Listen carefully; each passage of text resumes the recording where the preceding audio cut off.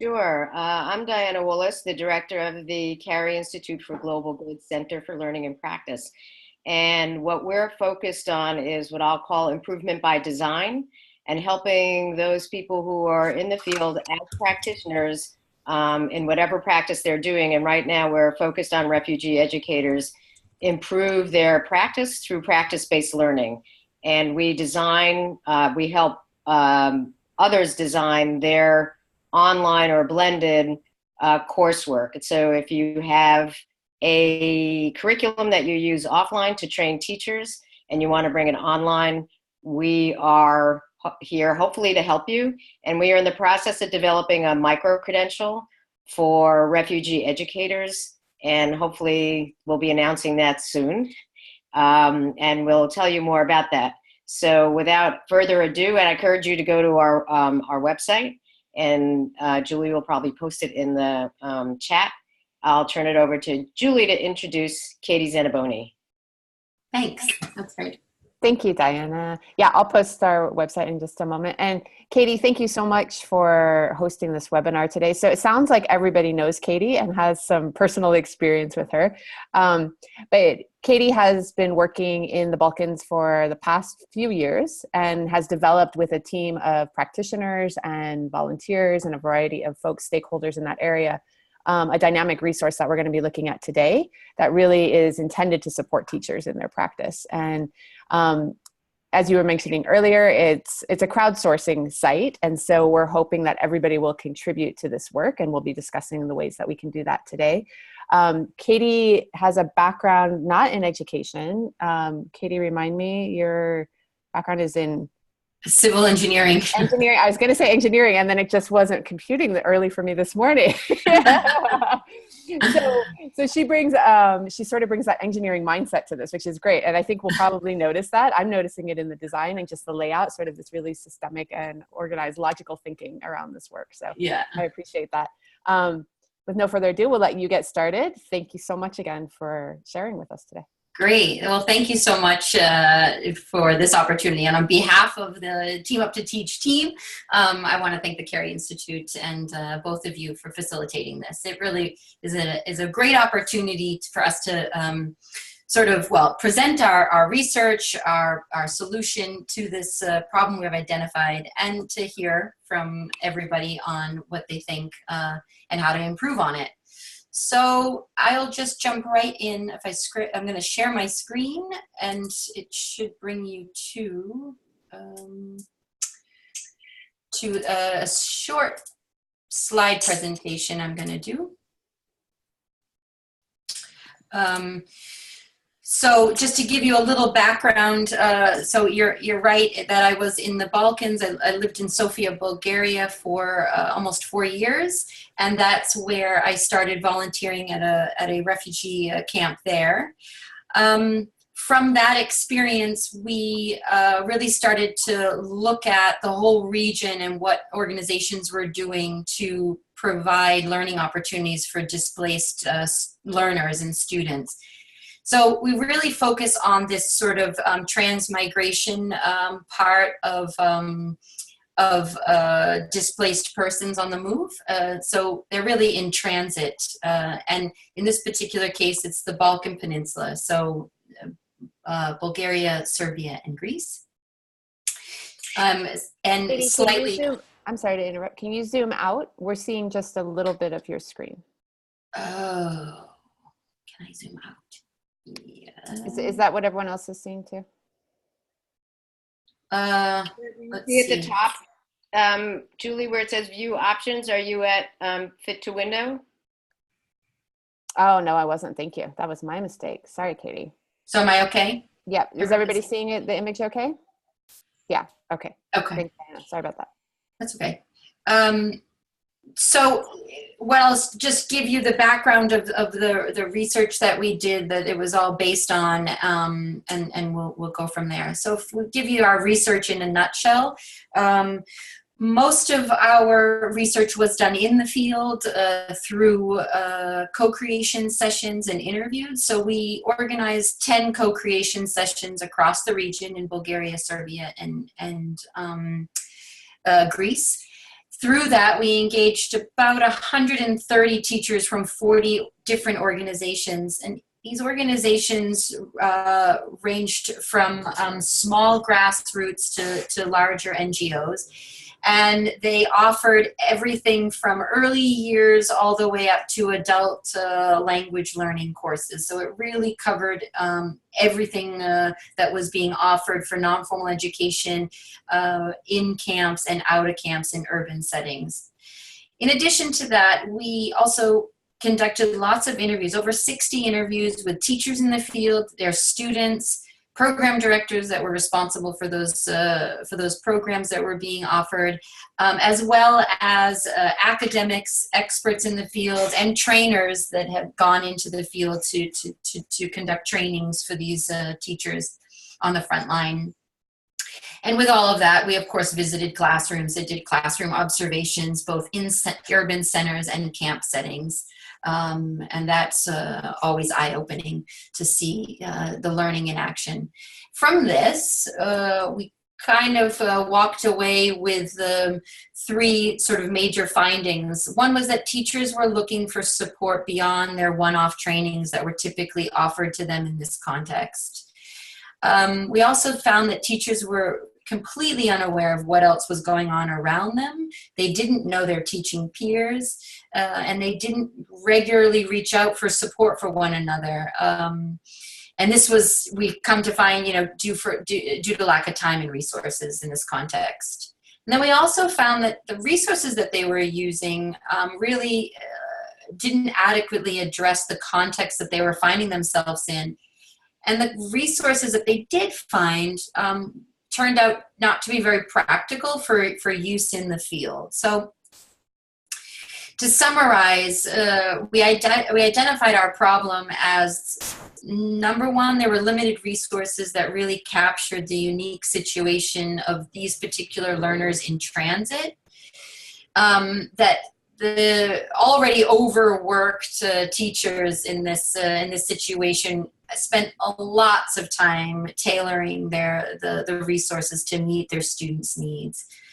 And that all the work that was done, really understanding their students, tailoring all the content and the resources for their needs, was done in complete silo. So they were not capturing it, they weren't recording it, and they certainly weren't sharing it.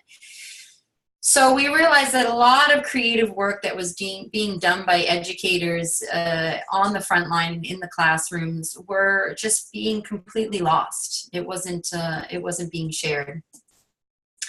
So the solution that we came up with to address these three major issues was to create an online platform that's open and crowdsourced for the teachers, for mentors that were supporting them, and for the larger global education community that was very willing to help, address the inequality in education for displaced learners. So there was always a lot of interest in helping, but finding a way to help seemed to be a challenge. So this online platform was designed to help with lesson development support, taking inspiration and putting that into ideas, and then sharing those ideas, and then developing lessons around them, creating and facilitating more peer support to tackle very specific problems, and then to start building a knowledge bank and a resource bank that people can contribute to. So we hope that the impact that we're looking for by doing this is that it's going to save lots of time and energy for the teachers in the field. They're not going to be recreating the wheel every time a new teacher comes in. It'll essentially build a more collaborative community that's more supportive. With these two results, you'll have reduced work stress and increased confidence for teachers that are in the field. And ultimately, you can start to see a shift in teacher-led learning to more student-centered learning when you really start to get a community of educators coming together and focusing on what the students need the most. This is sort of an overview of where we think we can have impact. So where are we in this? So we're in the process of testing the site. It was just launched a couple of weeks ago, so it's exciting to see people starting to engage with it, comment on it, give us feedback. So it's just a temporary site. It's a prototype where we're hosting all the content that's being collected and curated and edited and then posted online.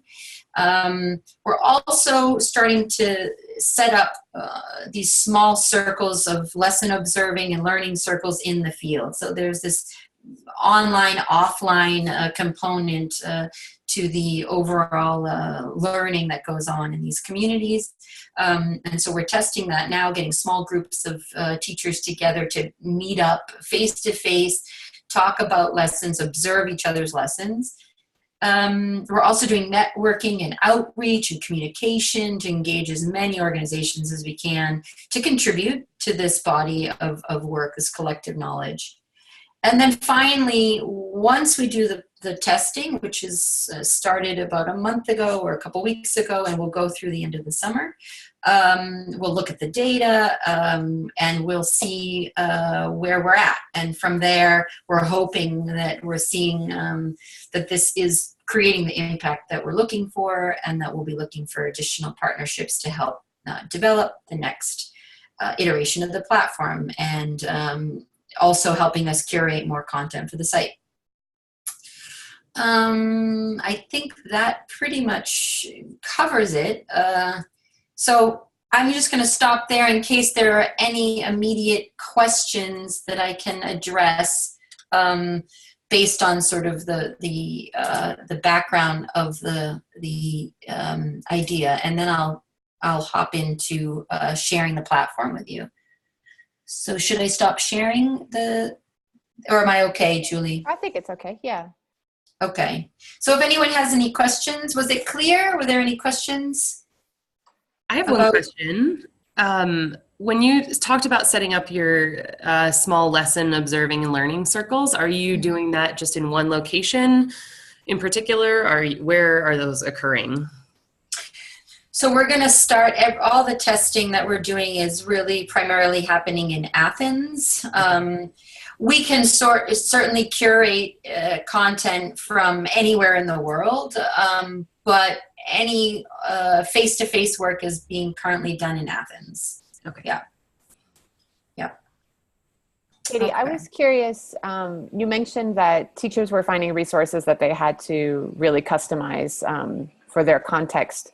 What kind of materials were they finding, and what were some of the contextualizations that they needed? What was missing, I guess, in the existing resources? So it varied, and Cynthia, you can probably comment on this too. I think the biggest thing was, language. So for example, maybe a teacher would go online and get some ESL lessons for ages 5 to 7, and then they look at that and they think, okay, I can try this, but I've got children from 5 to 15 speaking all different languages with almost no English, and I have no translator, and so how can I adapt this lesson to meet my context, the needs of my students? So I think the challenge was that they were trying to take more formal education type content and adapt it to non-formal.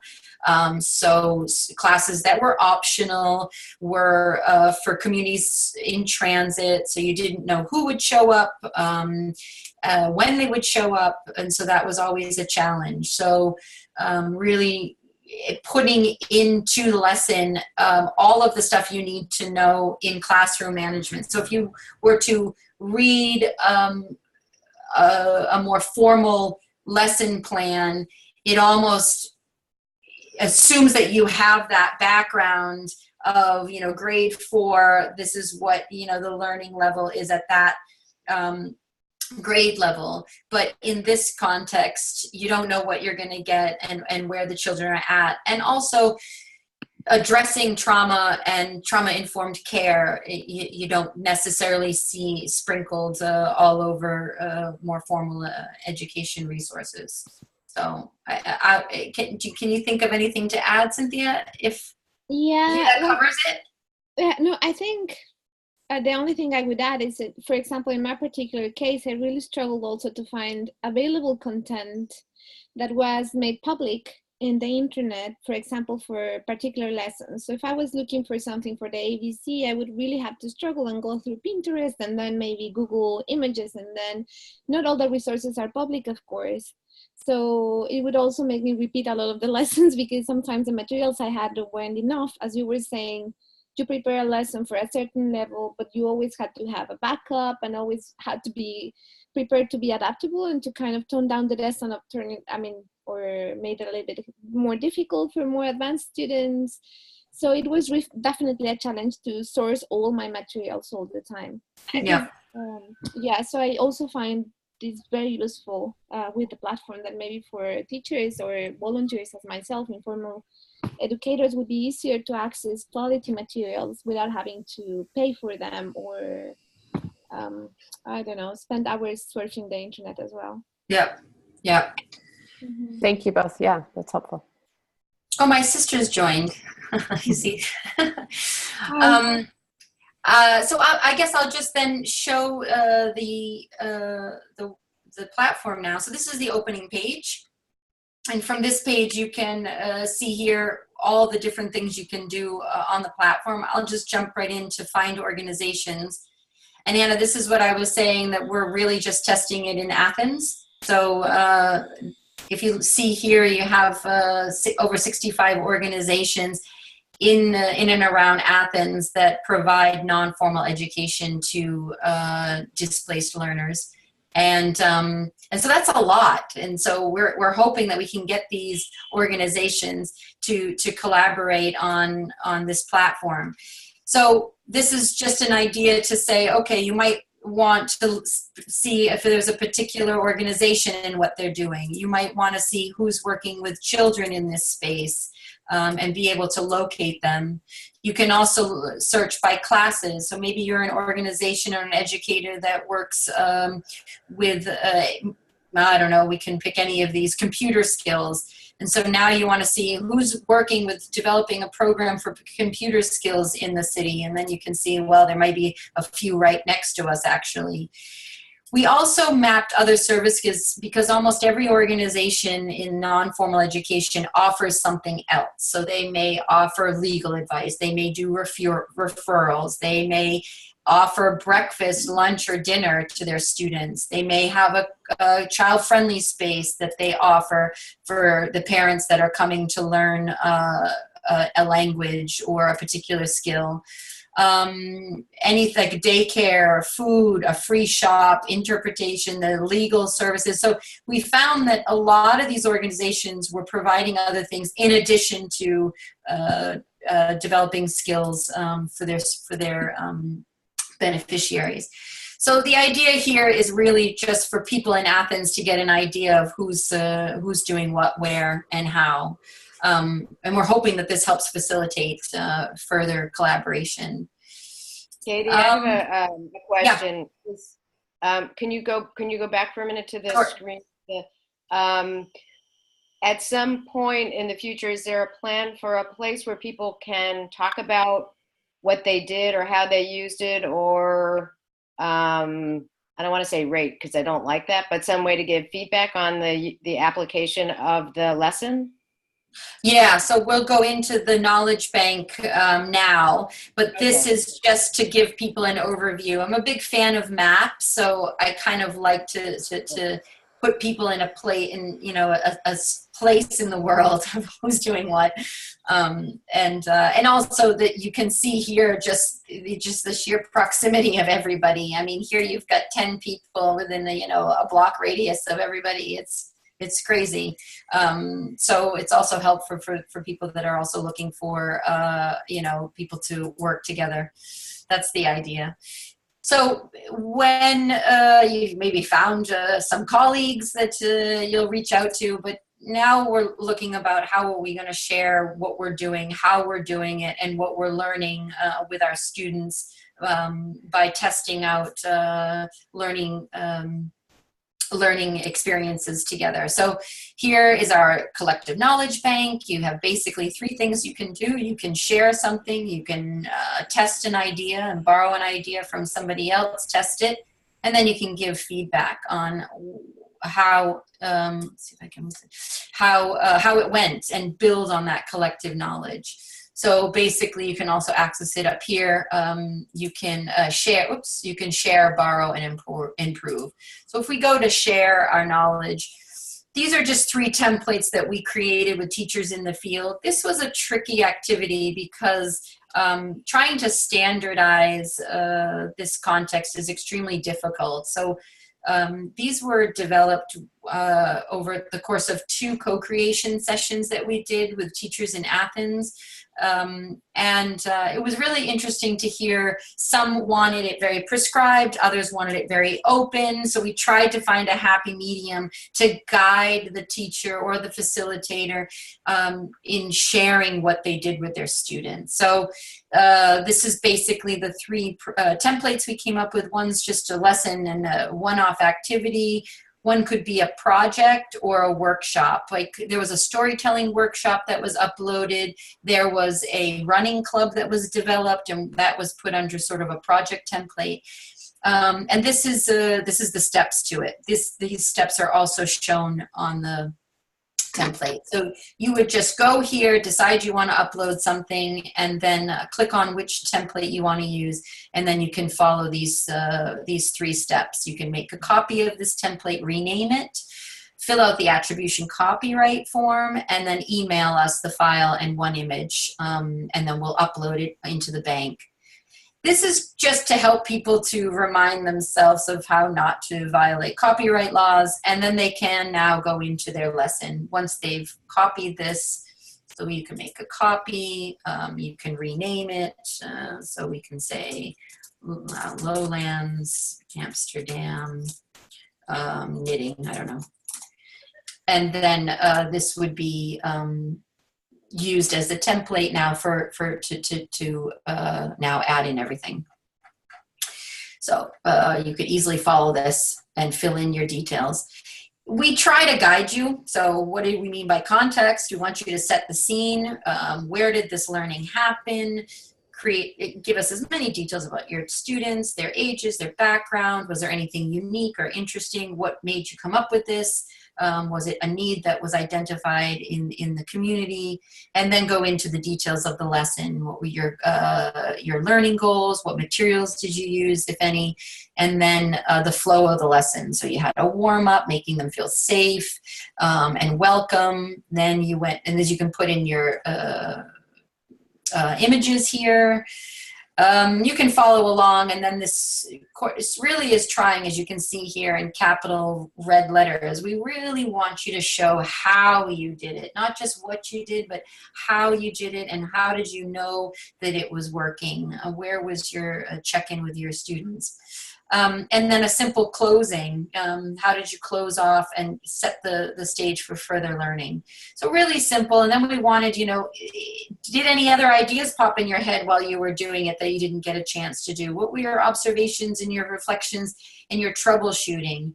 And then this would go up into the lesson bank. So you do all of that, and then this is where it goes. So it gets sent to us. We upload it here with an image. And this is where the community can then now search by language level, by audience. So they are working with children or adults, teachers even, if you're doing some training. The reason why teachers are here is because here are some training videos that were developed by an organization in a camp north of Athens. They spent a lot of time and energy in these, so these are great. And so you might say, okay, I work with children. I want to focus on, behavior is one, math. And here are some 3 lessons of work that was done in a camp for children in math. Obviously, the more resources we have, the better this will become, and the filtering will be different. You also might say, well, I need to figure out a workshop or a project or a one-off activity. So activity type was put here as a way to help filter and find out what you're looking for. So you decide, I want to do, let's see, I think this one is a nice one to show you, my 5 senses. This is a lesson that was done in Bulgaria, actually, and it's about my 5 senses, and you can see here it was the language, the learning area was English, this was the audience, and this is how long the lesson was. This is, can tell you a little bit about, well, we only had 8 children. They ranged from 5 to 13. They were mixed Kurdish, Arabic, Farsi speaking. So here it kind of shows that you have a large range in age. You don't have a common language, so a translator wouldn't necessarily help you in this situation. And then it tells you that the children have been in the camp for 6 to 12 months. We had a good rapport with them. They attended class regularly. So it kind of gives you an idea of the student makeup. And then learning goals, what were we trying to achieve, the materials we used, and then what the flow of the lesson was. It's supposed to read a bit like a story. It's supposed to give you the context that you typically wouldn't get in a lesson plan. And the ending here, you have pictures of how it went. And then these were ideas that kind of came up between the 2 people that did the lesson together, and then some other troubleshooting. Once you get down to the bottom here, this is where you would provide comment and feedback on the lesson. So once you've borrowed something, you would then go to improve, or basically comment and feedback. And there's a couple ways you can do that. You can send an email to our community saying, I did this lesson, it was great, I would have done this differently. Or you can do it in the feedback section of the template, or sorry, of the lesson that you did. So say you did this lesson that was done by the Refugee Project. It actually, I wrote this. and now you want to give some feedback on the lessons. You simply go to the feedback comment section, and you would put that here. So this gives everybody editing rights, so they can comment here. They can also make a comment here. So there's all ways that they would comment on it. We know that this is not perfect, but it's the best way for us to test if people really are compelled to comment. And I think it's gonna take some encouraging to do that. Ideally, we would love to have places in this where you could comment right under it. But again, this is we're limited to how things are, what we can do, but at least there's a function to comment by using Google Docs and linking it to another doc, and we talk about it here. Are there any questions?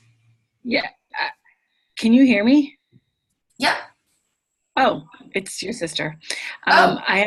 I'm at school and I have to go teach. But I just wanted to know, is there a way to upload videos, and how does that work? Because I think as a teacher, a lot of times we use a lot of videos and Twitter, and often that's kind of a quick sort of visual for a teacher instead of all the text. So I just... Yep. I agree. That's a great question. And I can show you, you can embed video. Here's a perfect example here where this was the YouTube video that we used for the 5 senses. Sorry, but you can embed videos that you use here, and then you can embed your own videos from your own Google Drive right into the lesson plan. You can also use Google Slides. So any of the ways that you would share a video with a colleague using Google Documents, you can do here as well. And then I'm just sure everyone already has any kind of, releases that they might need. I know that's one thing that we always have to be mindful of. Yeah. I don't know how it works, but okay, I'm off to teach. I'll talk to you later. Good luck. Thanks. Katie, I have another question related to that, to the copyright and so on. So, for example, if I use certain materials that I'm not sure that I was allowed to use, or they were made public on the internet, but maybe they have copyright and I didn't know, and I uploaded them in my lesson, and then somebody else has borrowed it and uses these materials. I mean, how does this work, or how do we? Yeah, so it's important for anybody that's contributing to the site that they follow copyright laws. So that's why we recommend that when in doubt, just embed resources. So, embed links to resources that you use for worksheets, videos, audio. Do not copy and paste content into a lesson plan unless you own it yourself.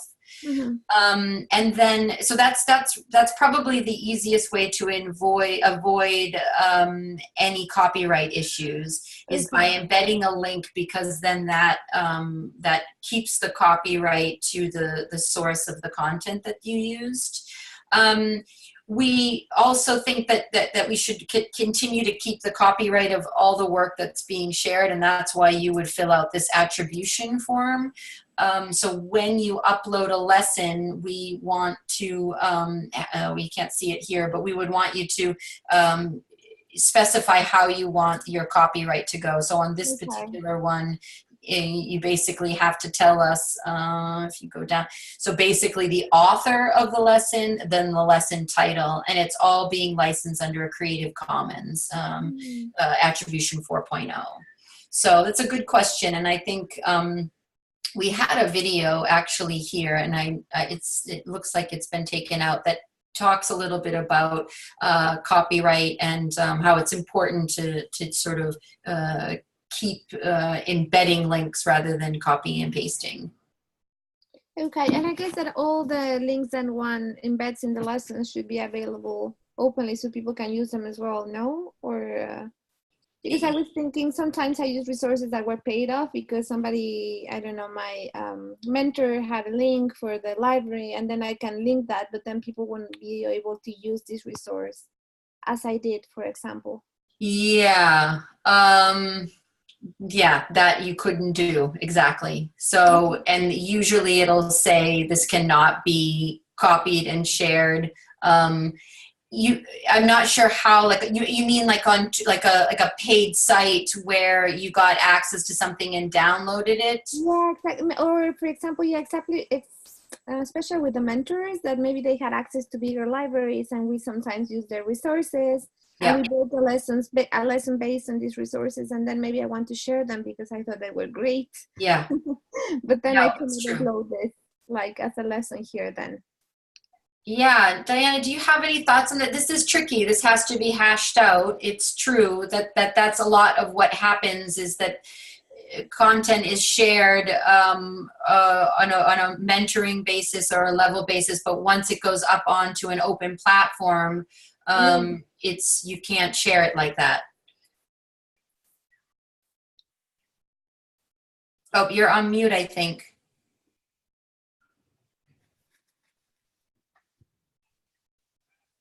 I think, Katie, that you've covered most of the bases. I mean, one of the things that you can do on the site is have a policy, universal policy. So when people put their material up, they know that it's in the Creative Commons and it's going to get shared, or it's closed. It's really hard to find the in-between place.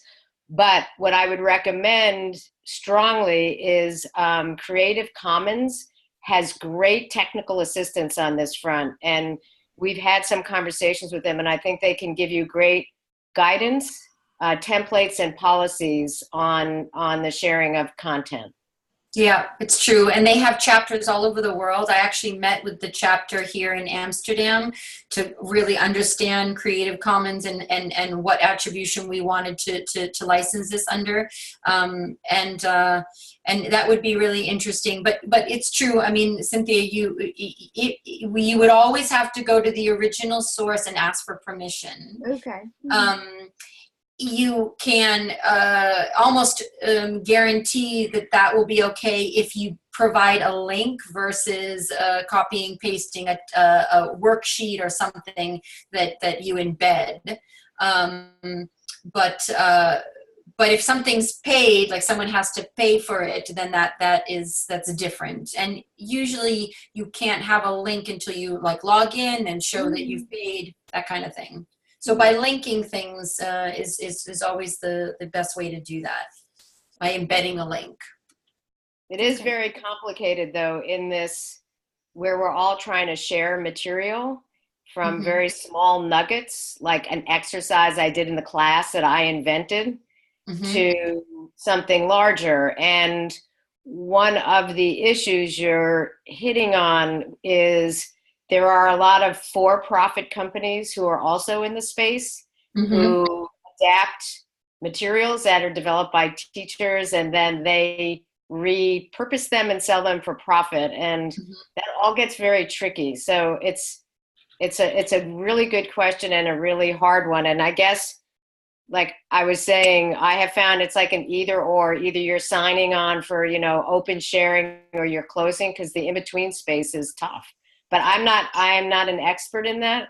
I just am, have the same struggles you all are talking about on this subject. Yeah. And I think too that it's important to use a source. I think here's a good example of somebody that uploaded this is from Calais, the school bus project. Here's a good example of how they did it. Let's see if I can find the interactive storytelling of the Hungry Caterpillar. So here's a great lesson of just, interactive storytelling. How do you use a famous children's book to as a storytelling activity? And so, she gives you the context of it, and then I think at the end they source. What does she give? I think they give the source of some of their inspiration, but they didn't necessarily use exact worksheets or things like that. Must be a different one where they said this was inspired by, I think by like the early years international primary curriculum or something like that. So yeah, it's a great question. I think we'll have to figure out as a community how best to address that and support one another. Everything that gets uploaded onto the platform comes through us, and if we have any questions on things that are embedded versus copied and pasted into lessons, we can address that and ask them, is this your original upload, or did you use this from somebody, and what's the source, and that kind of stuff. So it will have to evolve, I think, because we do want to make it open, and we want people to understand that they're doing that. And that's why the attribution form is so important, because they need to confirm that they are licensing it under a Creative Commons. Hannah, your site, now we can go over to, so I did the resource. I think everybody understands how's that, but we also have a curated list of resources here. So these are resources that we've found to be really useful in this space through all of the interviews and the co-creations we did. We asked all the teachers, what are you using? And some of them are using actual hard copy books, and so you're not going to see those here, but these are online resources that people are using, and they're all over the place. And we just added Hannah's here, as you can see, ESL for Equality. And so here's, a site that offers lesson plans. So what I think is interesting though, Hannah, if say, for example, somebody uses some of your ideas here, develops a lesson, would they just cite your like embed your lesson into their lesson to say, this is the lesson we use, this is how we used it, this is what we did slightly differently, something like that? Is that how you would envision the use of your creative work? Sure. Yes. And, you know, when people have a chance to have a look, most of the links to, it's mostly materials. So I give some kind of lesson guidance, but what I found was, for the audience that I was going for, people really wanted materials that kind of lend themselves for you to adapt a lesson that works best kind of around that. And so all of the materials that I have, so for example, I've created like a student workbook, and it's literally a 30-page workbook of a bunch of just different snippets of English activities that I created and put together. And so I imagine kind of these things being like printables, things that people are using. And so I have kind of put my stamp on the bottom of all of those printables. So hopefully that would remain a part of it. But yes, I kind of envision if people were using these resources that it would be, like you said, kind of embedded possibly to a link to where they got it from, which would bring them to this site. Yeah, exactly. And like, I think too, like, and that's what we're looking for, right? And we know sites like on here, Twinkle, I think it's on here, you know, you have to pay for the subscription to this. So some of it is available for free, and a lot of it is, almost all of it is available if you have a paid subscription to it. So yeah, it's just you find what works and then develop the content that you need. And we're hoping that in our shared site that if I go to borrow, that this really gives the context of how you used it. What we found is that you got to Twinkle or one of the other sites and you changed it so much to meet your own context and your own needs. And that's always the interesting part. And I think it's the part that's oftentimes missing, that is so valuable to a peer teacher in this context. So that's kind of the value add we're hoping to create here, is that it's actually all of the nuances of how you use the materials, how you use the original idea, and you adjust it to your student needs. And also what came out of it. What did you learn about your students? What did they teach you in this process? So it's really gathering all of those insights from the field that we're trying to do here. And we've created a template that allows for that. Where's the reflection? What did the troubleshooting look like? Were there any ideas that came out of this?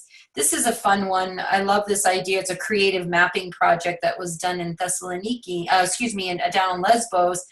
And, you know, they went around the city and created like a geofictitious map of the city, of places that were important to them.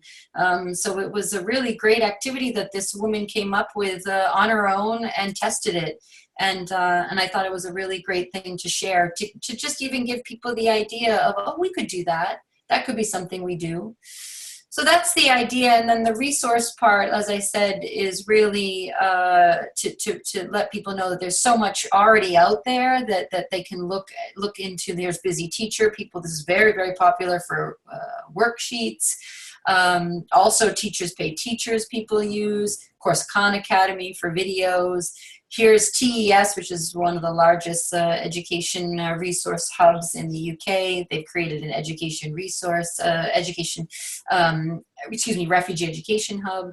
Right to Play has developed lots of lessons around sports. So all kinds of stuff here that we're constantly uploading weekly of resources that we find useful, or someone sends to us. Here, you can always send us a resource that you want uploaded.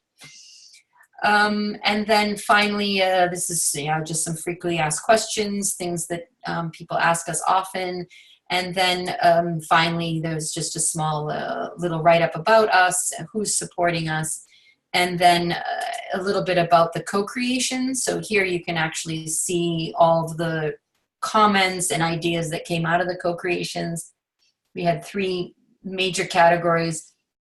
Let's get a shared vision of our teaching reality, a shared vision of the teaching, the learning that's going on, and where good teaching practice for growth in this context. And you can click on any of those and see, I can show you, this is just a Google Doc that talks about, we talked about features of a good lesson, you know, and this is just the notes from our co-creation, you know, of 130 teachers in this context. This is what they said.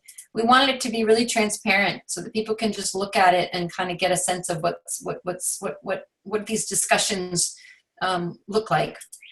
And then we also, this is a project background. This is essentially the slides that I showed you earlier. Katie, this is amazing. And we're already 45 minutes in to our hour here. But it's good because we've had discussion as we're going, but I know that you had some discussion questions, some feedback, specific feedback you wanted from the participants, and there are probably other questions that folks who are listening have. So I just want to give us this last 15 minutes for that. Absolutely. Okay? Is there a question that you want to start off the discussion with, something you'd really like to hear from all of us about? Yeah, I think what I struggle with is, you know, the idea here is to facilitate collaboration on a very practical level that helps improve practice in the classroom in this context. So knowing that that's what we want to do, is there any ways that you can think would help facilitate that beyond what we're testing, or maybe things that you would, like my sister's comment about video? We know that that's really, that we're going to have a whole video part, and that's really important to highlight. If there's any other ways that you've seen successful collaboration done in the field before that makes you think, oh, this would be a good organization or a good platform to look at for ideas and inspiration. Any ways you can think, okay, you know what we're trying to do. What are some things that we should consider while we're testing this out? Anyone can jump in if you just want to unmute and share your thoughts there.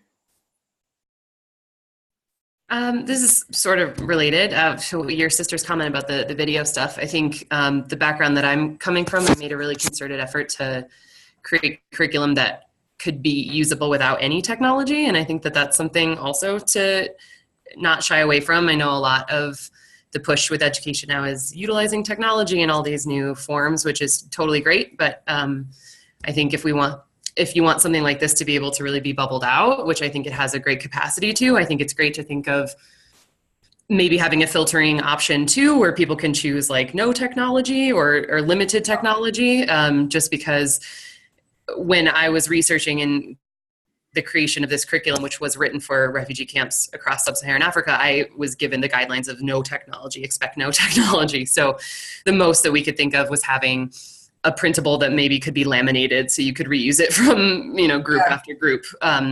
So I think that's just something cool that might be useful when you're thinking of teachers accessing these in different contexts, to be able to filter through kind of that's what a good idea in the classroom. Okay. Yeah, something like we have.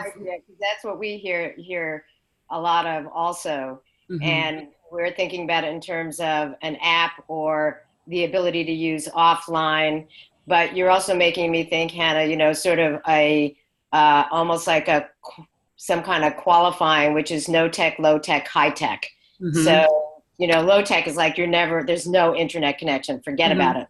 Low tech, maybe they get, you know, because there's a lot on mobile phones. And so maybe I'm going to call that low tech, even though I know it's not low tech. But high tech would be much more, I have full interactive capabilities on the internet. Mm-hmm.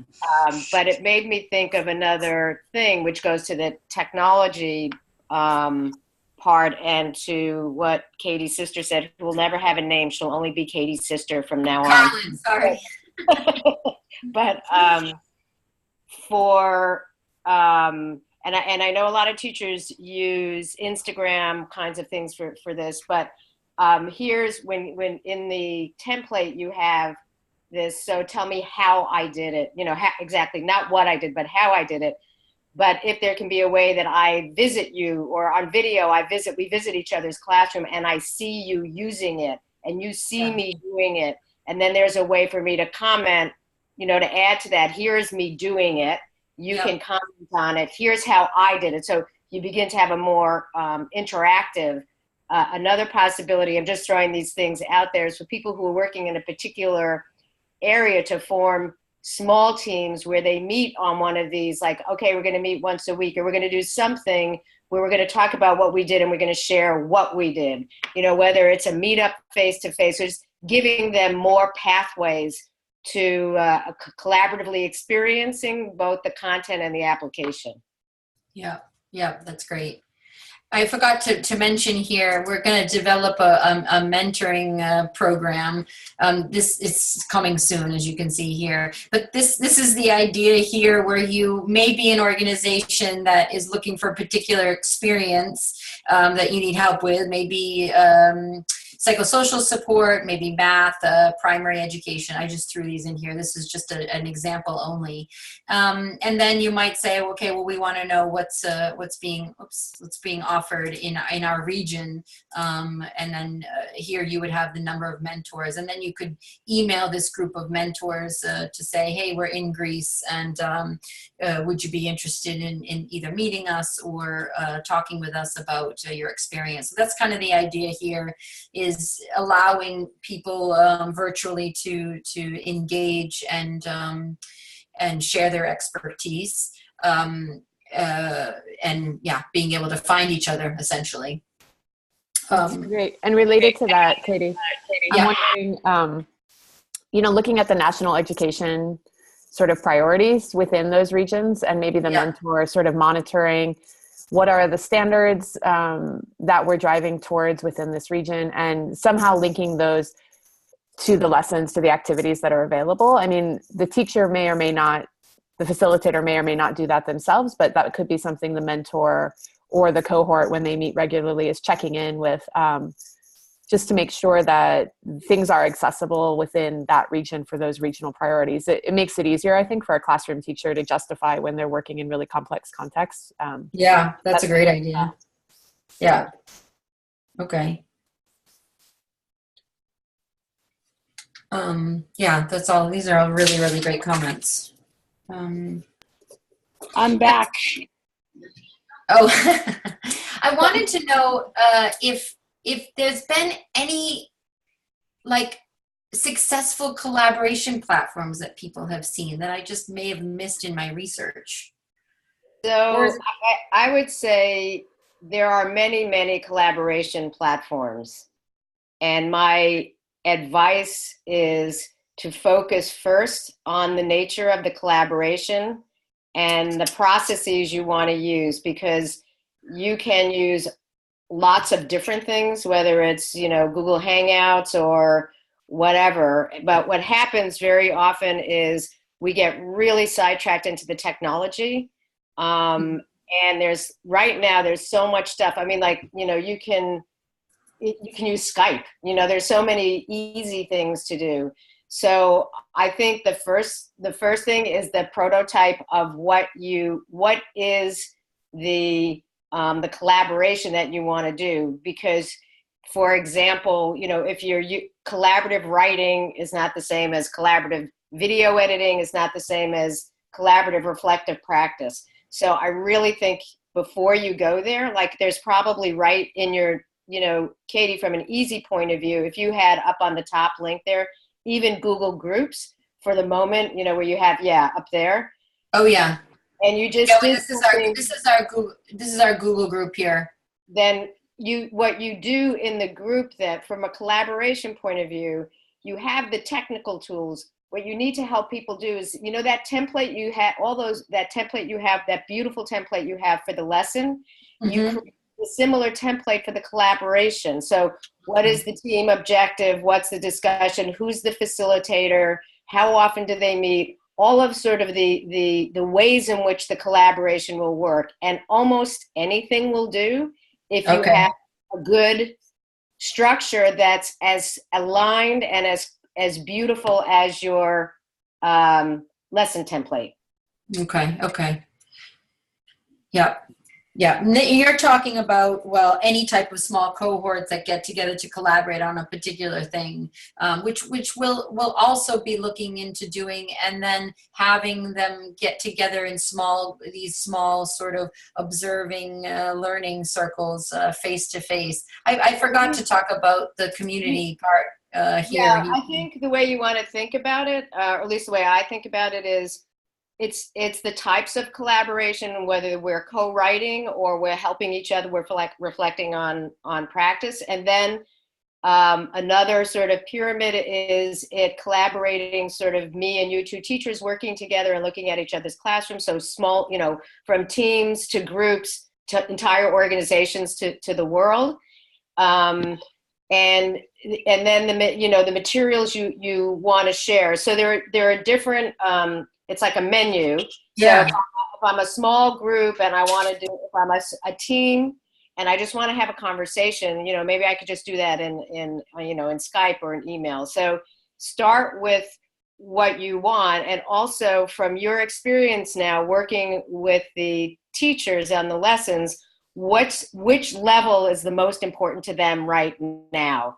And if the sharing of teaching stuff is more important, maybe the thing is finding the lessons or the lesson categories that are the most important and creating small groups or teams that are working just on that thing. Keep it focused and small. You could have a forum that's sort of open to anybody about anything, but typically, as somebody said to me when I was writing the book that we did, which is, forums where all things go to die. Yeah. It doesn't flourish. So, keep it tight. Yeah. That's a good idea. Yeah, I like the collaboration menu because you're right. When you say collaboration, what does that mean? Does it mean posting something on a forum? Does it mean co-writing? Does it mean co-teaching? Yeah, it's true. Or reviewing my class. I mean, another way to collaborate, in fact, as we're talking about, and I'm just mindful of the time, but as we're talking about using the technology to see each other's classrooms or see the work, is collaborative assessment, which is using assessment techniques that help people.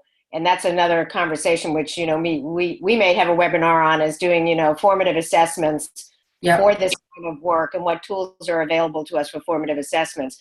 But the main thing is to focus on the purpose of the collaboration first and what the priorities are of the teachers. And then there's tons of stuff out there, and you probably have plenty now for doing what you want to do.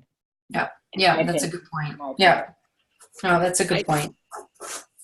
I just wanted to say, I think it was Diana that mentioned getting groups of teachers together to look at the lessons in person, sort of visiting either virtually first and then have an opportunity to discuss it in person.